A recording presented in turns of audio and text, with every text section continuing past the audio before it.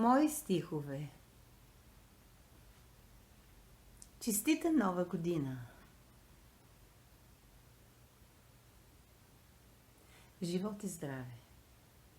Дано Бог се смили над нас, българите.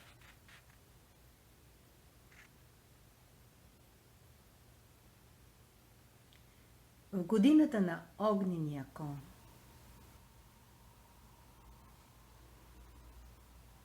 честита нова година 2026!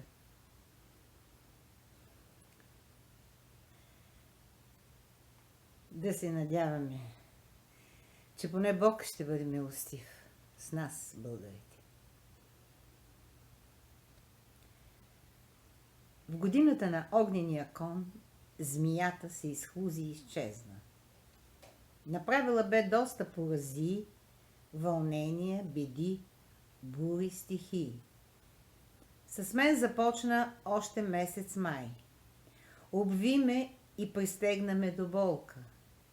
Държа ме до последно. Гонка направи и той, огнения кон. За него да гори все без закон. И нищо, че змия съм в хороскопа, и нищо, че в Сатурнова съм дупка, успях така да се изхлузя. Опа, спасих се, оцелях. Не станах мръвка. Доволна, силна, тръгнах по нов път. Каква борба бе на живот и смърт. Сега раните си ближа, с болката си моя, на народа, който е на Бог Исуса грижа, на българите и човешка рода. В годината на огнения кон с надежда, вяра и любов заспивам.